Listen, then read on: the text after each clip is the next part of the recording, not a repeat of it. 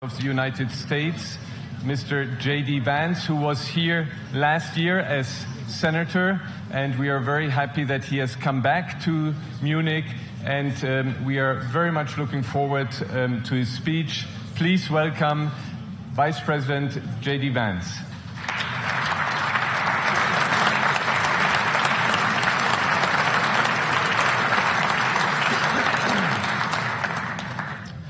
Well, thank you, and thanks to all the gathered delegates and luminaries and media professionals, and thanks especially to the host of the Munich Security Conference for being able to put on such an incredible event. We're, of course, thrilled to be here. We're happy to be here. And, you know, one of the things that I wanted to talk about today is, of course, our shared values. And, you know, it's great to be back in Germany. As you heard earlier, I was here last year as United States Senator.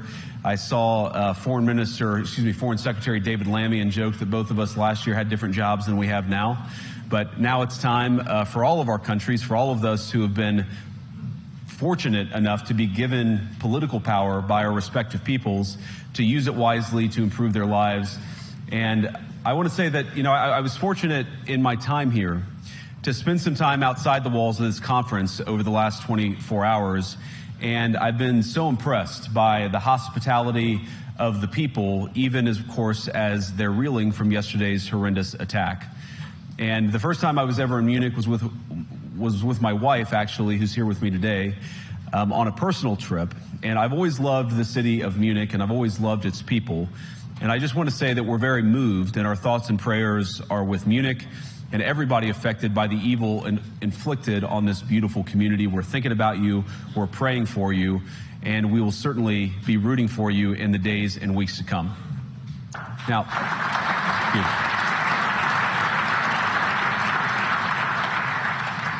I hope that's not the last bit of applause that I get, but we gather at this conference, of course, to discuss security. And normally, we mean threats to our external security. I see many great military leaders gathered here today. But while the Trump administration is very concerned with European security and believes that we can come to a reasonable settlement between Russia and Ukraine, and we also believe that it's important in the coming years for Europe to step up in a big way to provide for its own defense, the threat that I worry the most about vis-a-vis Europe is not Russia, it's not China, it's not any other external actor. And what I worry about is the threat from within, the retreat of Europe from some of its most fundamental values, values shared with the United States of America. Now, I was struck that a former European commissioner went on television recently and sounded delighted that the Romanian government had just annulled an entire election. He warned that if things don't go to plan, the very same thing could happen in Germany, too. Now, these cavalier statements are shocking to American ears. For years, we've been told that everything we fund and support is in the name of our shared democratic values. Everything from our Ukraine policy to digital censorship is billed as a defense of democracy. But when we see European courts canceling elections and senior officials threatening to cancel others, we ought to ask whether we're holding ourselves to an appropriately high standard. And I say ourselves because I fundamentally believe that we are on the same team. We must do more than talk about democratic values, we must live them. Now, within living memory of many of you in this room, the Cold War positioned defenders of democracy against much more tyrannical forces on this continent. And consider the side in that fight that censored dissidents, that closed churches, that canceled elections. Were they the good guys? Certainly not. And thank God they lost the Cold War. They lost because they neither valued nor respected all of the extraordinary blessings of liberty. The freedom to surprise, to make mistakes, to invent, to build. As it turns out, you can't mandate innovation or creativity, just as you can't force people what to think, what to feel, or what to believe. And we believe those things are certainly connected. And unfortunately, when I look at Europe today, it's sometimes not so clear what happened to some of the Cold War's winners. I look to Brussels, where EU commissars warn citizens that they intend to shut down social media during times of civil unrest the moment they spot what they've judged to be, quote, hateful content. Or to this very country, where police have carried out raids against citizens suspected of posting anti-feminist comments online as part of, quote, combating misogyny on the internet, a day of action. I look to Sweden, where 2 weeks ago the government convicted a Christian activist for participating in Koran burnings that resulted in his friend's murder. And as the judge in his case chillingly noted, Sweden's laws to supposedly protect free expression do not, in fact, grant, and I'm quoting, a free pass to do or say anything without risking offending the group that holds that belief. And perhaps most concerningly, I look to our very dear friends, the United Kingdom, where the backslide away from conscience rights has placed the basic liberties of religious Britons in particular in the crosshairs. A little over 2 years ago, the British government charged Adam Smith Connor, a 51-year-old physiotherapist and an Army veteran, with the heinous crime of standing 50 meters from an abortion clinic and silently praying for 3 minutes. Not obstructing anyone, not interacting with anyone, just silently praying on his own. And after British law enforcement spotted him and demanded to know what he was praying for, Adam replied simply, it was on behalf of the unborn son he and his former girlfriend had aborted years before. Now, the officers were not moved. Adam was found guilty of breaking the government's new buffer zones law, which criminalizes silent prayer and other actions that could influence a person's decision within 200 meters of an abortion facility. He was sentenced to pay thousands of pounds in legal costs to the prosecution. Now, I wish I could say that this was a fluke, a one-off crazy example of a badly written law being enacted against a single person. But no, this last October, just a few months ago, the Scottish government began distributing letters to citizens whose houses lay within so-called safe access zones, warning them that even private prayer within their own homes may amount to breaking the law. Naturally, the government urged readers to report any fellow citizens suspected guilty of thought crime. In Britain and across Europe, free speech, I fear, is in retreat. And in the interest of comedy, my friends, but also in the interest of truth, I will admit that sometimes the loudest voices for censorship have come not from within Europe, but from within my own country, where the prior administration threatened and bullied social media companies to censor so-called misinformation. Misinformation like, for example, the idea that coronavirus had likely leaked from a laboratory in China. Our own government encouraged private companies to silence people who dared to utter what turned out to be an obvious truth. So I come here today not just with an observation, but with an offer. And just as the Biden administration seemed desperate to silence people for speaking their minds, so the Trump administration will do precisely the opposite, and I hope that we can work together on that.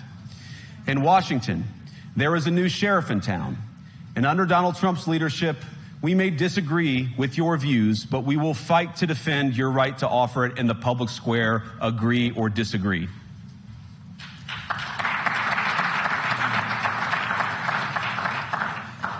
Now, we're at the point, of course, that the situation has gotten so bad that this December, Romania straight up canceled the results of a presidential election based on the flimsy suspicions of an intelligence agency and enormous pressure from its continental neighbors. Now, as I understand it, the argument was that Russian disinformation had infected the Romanian elections. But I'd ask my European friends to have some perspective. You can believe it's wrong for Russia to buy social media advertisements to influence your elections. We certainly do. You can condemn it on the world stage even. But if your democracy can be destroyed with a few $100,000 of digital advertising from a foreign country, then it wasn't very strong to begin with. Now, the good news is that I happen to think your democracies are substantially less brittle than many people apparently fear. And I really do believe that allowing our citizens to speak their mind will make them stronger still. Which, of course, brings us back to Munich, where the organizers of this very conference have banned lawmakers representing populist parties on both the left and the right from participating in these conversations. Now, again, we don't have to agree with everything or anything that people say.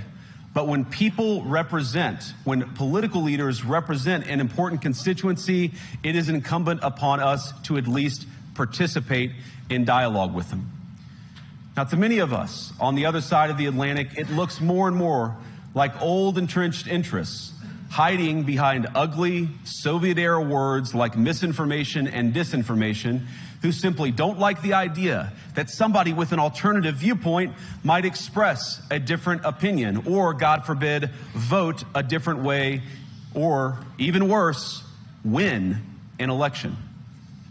Now, this is a security conference, and I'm sure you all came here prepared to talk about how exactly you intend to increase defense spending over the next few years in line with some new target. And that's great, because as President Trump has made abundantly clear, he believes that our European friends must play a bigger role in the future of this continent. We don't think, you hear this term, burden sharing, but we think it's an important part of being in a shared alliance together that the Europeans step up while America focuses on areas of the world that are in great danger.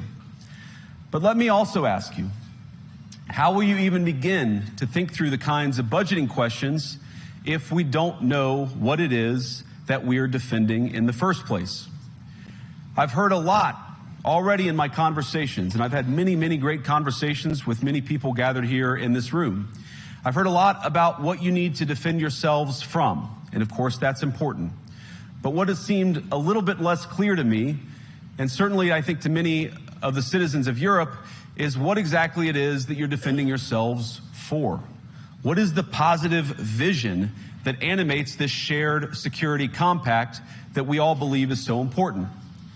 And I believe deeply that there is no security if you are afraid of the voices, the opinions, and the conscience that guide your very own people. Europe faces many challenges, but the crisis this continent faces right now, the crisis I believe we all face together, is one of our own making. If you're running in fear of your own voters, there is nothing America can do for you. Nor, for that matter, is there anything that you can do for the American people who elected me and elected President Trump. You need democratic mandates to accomplish anything of value in the coming years. Have we learned nothing that thin mandates produce unstable results? But there is so much of value that can be accomplished with the kind of democratic mandate that I think will come from being more responsive to the voices of your citizens. If you're going to enjoy competitive economies, if you're going to enjoy affordable energy and secure supply chains, then you need mandates to govern, because you have to make difficult choices to enjoy all of these things. And of course, we know that very well in America.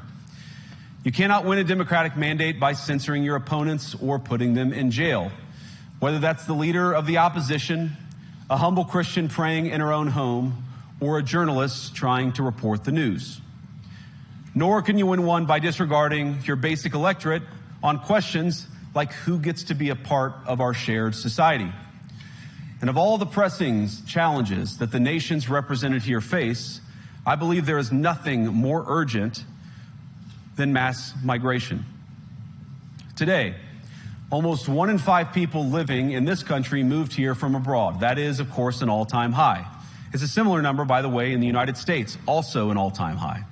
The number of immigrants who entered the EU from non-EU countries doubled between 2021 and 2022 alone, and of course it's gotten much higher since. And we know this situation, it didn't materialize in a vacuum. It's the result of a series of conscious decisions made by politicians all over the continent and others across the world over the span of a decade. We saw the horrors wrought by these decisions yesterday in this very city. And of course, I can't bring it up again without thinking about the terrible victims who had a beautiful winter day in Munich ruined. Our thoughts and prayers are with them and will remain with them. But why did this happen in the first place? It's a terrible story, but it's one we've heard way too many times in Europe and unfortunately too many times in the United States as well. An asylum seeker, often a young man in his mid-20s, already known to police, rams a car into a crowd and shatters a community. How many times must we suffer these appalling setbacks before we change course and take our shared civilization in a new direction? No voter on this continent went to the ballot box to open the floodgates to millions of unvetted immigrants. But you know what they did vote for? In England, they voted for Brexit, and agree or disagree, they voted for it. And more all over Europe, they're voting for political leaders who promise to put an end to out-of-control migration. Now, I happen to agree with a lot of these concerns, but you don't have to agree with me. I just think that people care about their homes, they care about their dreams, they care about their safety and their capacity to provide for themselves and their children. And they're smart. I think this is one of the most important things I've learned in my brief time in politics. Contrary to what you might hear a couple mountains over in Davos, the citizens of all of our nations don't generally think of themselves as educated animals or as interchangeable cogs of a global economy. And it's hardly surprising that they don't want to be shuffled about or relentlessly ignored by their leaders. And it is the business of democracy to adjudicate these big questions at the ballot box. I believe that dismissing people, dismissing their concerns, or worse yet, shutting down media, shutting down elections, or shutting people out of the political process protects nothing. In fact, it is the most surefire way to destroy democracy. And speaking up and expressing opinions isn't election interference. Even when people express views outside your own country, and even when those people are very influential. And trust me, I say this with all humor, if American democracy can survive 10 years of Greta Thunberg scolding, you guys can survive a few months of Elon Musk. But what no democracy, American, German, or European, will survive is telling millions of voters that their thoughts and concerns, their aspirations, their pleas for relief are invalid or unworthy of even being considered. Democracy rests on the sacred principle that the voice of the people matters. There's no room for firewalls. You either uphold the principle or you don't.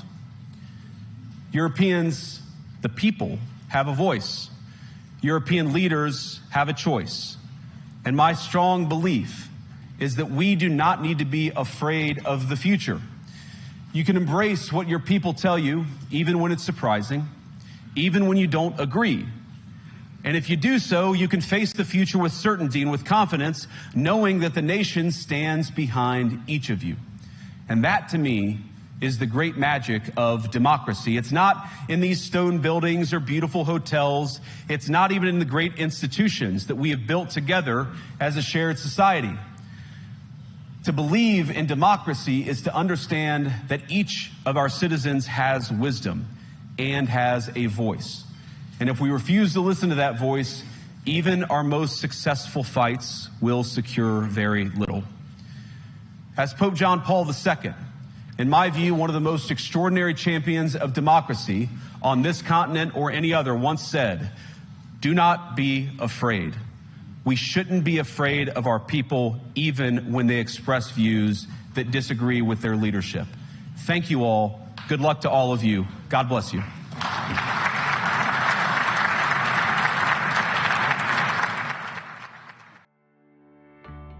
Poder Monitor. Acesse agora e ganhe 30 dias grátis.